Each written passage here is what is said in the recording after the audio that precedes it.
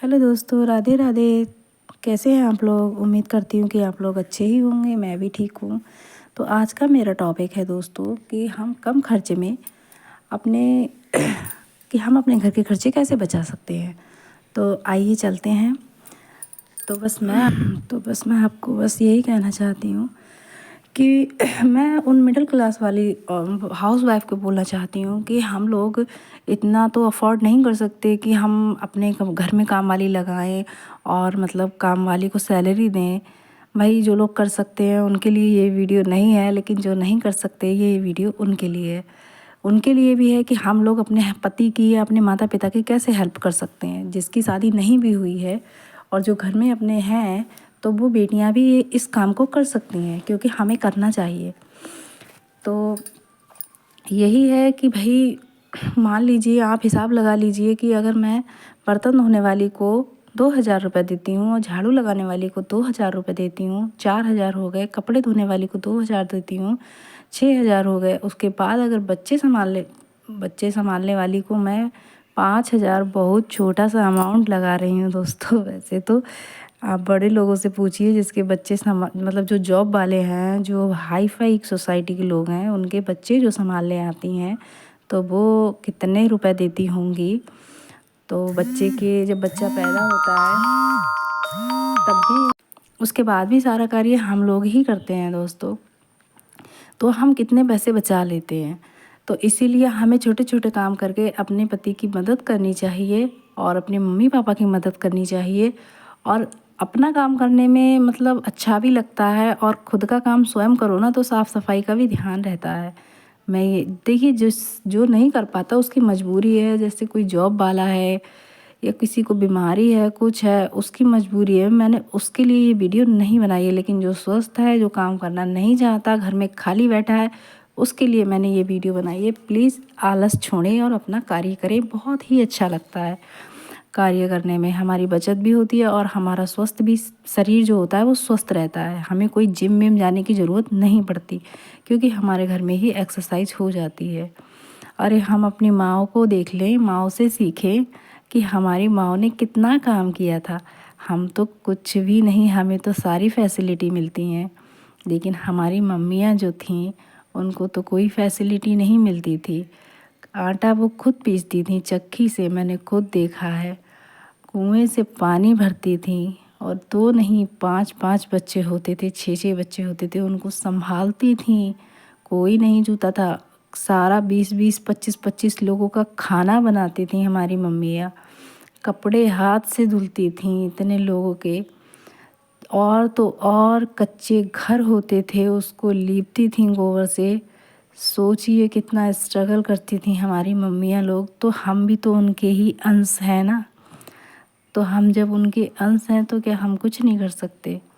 इसीलिए दोस्तों, बस मैं यही कहना चाहती हूँ कि हमें सीखना चाहिए अपनी मम्मियों से कि हमारी मम्मियाँ जो थीं वो कितनी महान थीं, और हम उन्हीं महान माँओं की औलादें हैं।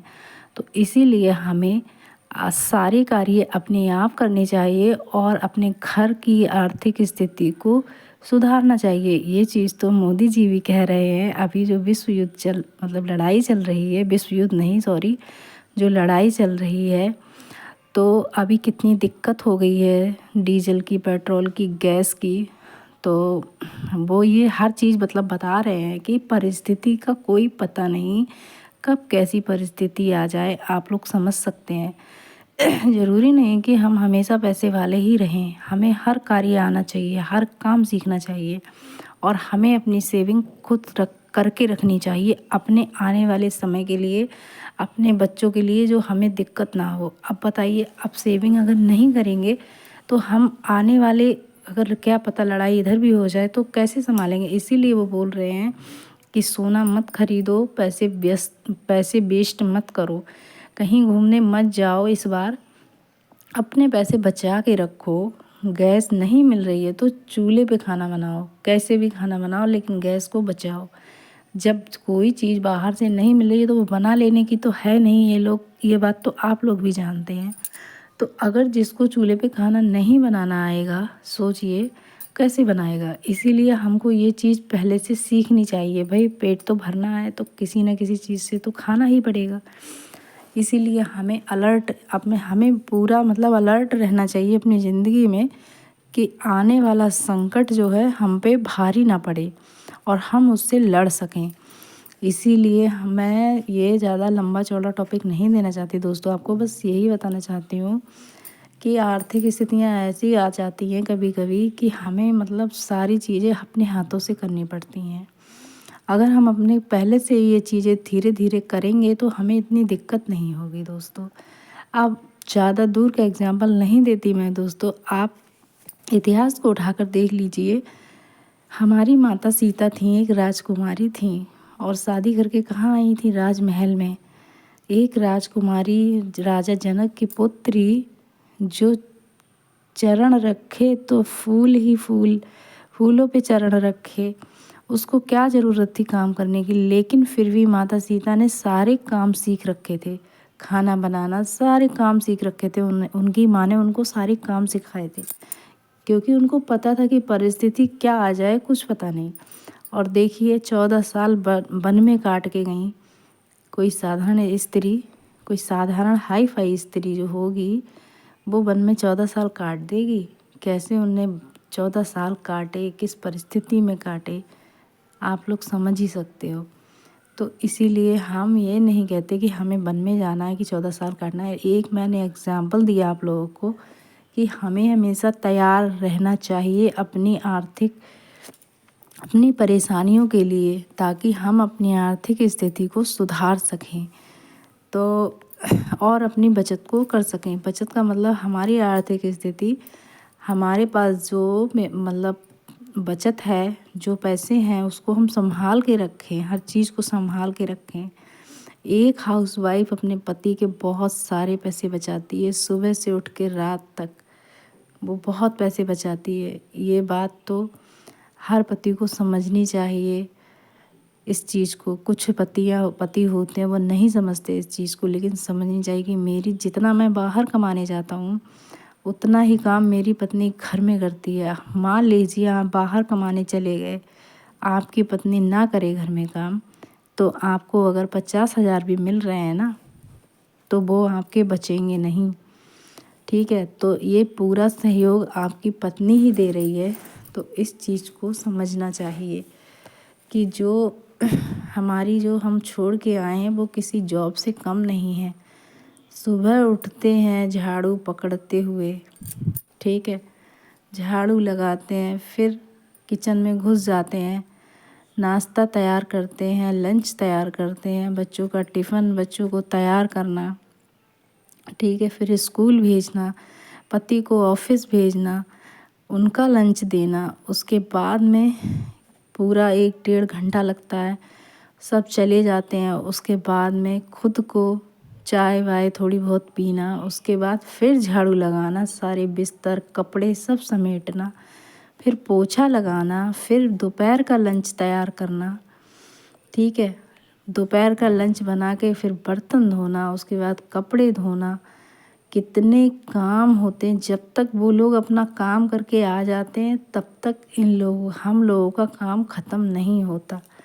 फिर बच्चे आ जाते हैं स्कूल से, फिर जैसे ही बच्चे स्कूल से आते हैं सामान इधर उधर फेंकना, उसको समेटना, उनकी ड्रेसेस धोना, उनके लंचेस धोना, लंच बॉक्स धोना, फिर उनको खाना देना। बच्चे कितना परेशान करते हैं आप लोगों को पता होगा जिसके बच्चे होंगे। फिर उनके कपड़े धोना, उसके बाद 1 मिनट का आराम नहीं मिलता। फिर शाम मतलब 3-4 बज जाते हैं, फिर उनका होमवर्क कराना, बच्चों का होमवर्क कराने के बाद और भी घर में बहुत सारे काम होते हैं कि कपड़े सिलना, कि प्रेस करना।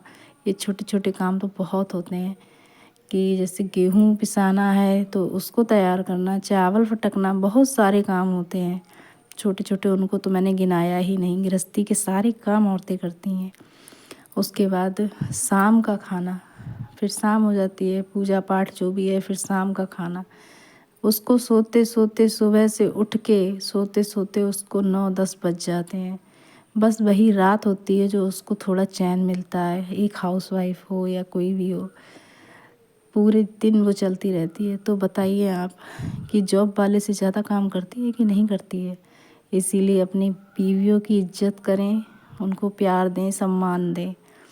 तो मैं दोस्तों बस यही कहना चाहूँगी कि हम लोग अपने पतियों की और अपने माता पिता की बहुत हेल्प कर सकते हैं, और माता पिता और पतियों से ये है कि कभी भी हम लोगों को कम ना समझें। जब हम घर में इतना काम कर सकते हैं तो बाहर भी कर सकते हैं। सो हमें मतलब महत्व दें और हमारा सम्मान करें। हाउसवाइफ किसी से कम नहीं होती। एक जॉब वाली से मैं किसी को ठेस नहीं पहुंचाना चाहती, लेकिन हम लोग जॉब से ज़्यादा काम करते हैं। जॉब वाला तो टाइम से काम करता है अपना, लेकिन हम लोग कंटिन्यू हमेशा सारे काम A to Z सारे काम करते हैं। लेके खाना बनाने से, झाड़ू बनाने से, पूरा लैट्रिन धोना कि ये करना, यानी पूरी साफ़ सफाई सब कुछ हम लोग करते हैं A to Z। जॉब वाला तो कहेगा नहीं मेरा ये काम है, मैं तो यही करूँगा सिर्फ, लेकिन हमारे लिए तो सारे काम बने हैं। सो इसीलिए हम लोगों की रिस्पेक्ट करें, प्लीज़ हमें सम्मान दें। और आप लोगों से यही कहूँगी, मुझे सपोर्ट करें। लोग बहुत ताने देते हैं मेरे गांव में, बहुत वीडियो बनाती है, बहुत वीडियो बनाती है। 2 बच्चों की अम्मा हो गई है, फिर भी वीडियो बनाती, कितने पैसे आ गए।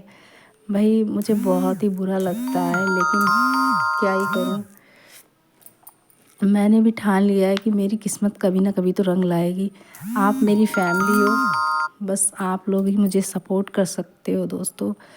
आप लोगों से यही है कि बस मेरे चैनल को, अगर आपको मेरी वीडियो अच्छी लगी हो, कुछ भी सच्चाई हो इसमें, थोड़ी सी भी सच्चाई हो, मैंने इसमें फेक बिल्कुल नहीं डाला है, अगर थोड़ी सी भी सच्चाई हो तो आप प्लीज़ मुझे सपोर्ट करें, लाइक करें, सब्सक्राइब करें और मुझे अपना प्यार दें और लोगों के तानों से बचाएं। मैं किसी से लड़ के नहीं, बस कुछ करके दिखा के उनका मुंह बंद करना चाहती हूँ, लेकिन वो आप लोग कर सकते हो।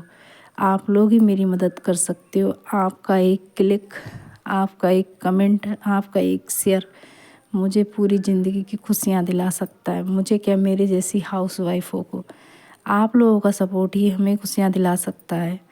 सो आपका कुछ नहीं जाएगा, लेकिन आपको मतलब हमारा मतलब एक टाइप से कहते हैं ना दान, आप लोग दान करोगे।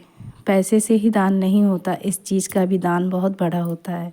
सो आप लोग सब्सक्राइब करके दान करना और मेरे चैनल को, और लाइक करना, शेयर करना, ये भी बहुत बड़ा दान है आज के समय में। ये घर घर पैसे ना देने से बड़ा दान है। किसी के पास पैसे नहीं होते, कुछ नहीं होता। सो गाइस, मेरी वीडियो अगर अच्छी लगी हो तो प्लीज़, मैं बस यहीं समाप्त करना चाहती हूँ। राधे राधे, राधे राधे, राधे श्री राधे। अगली वीडियो में मिलते हैं गाइस।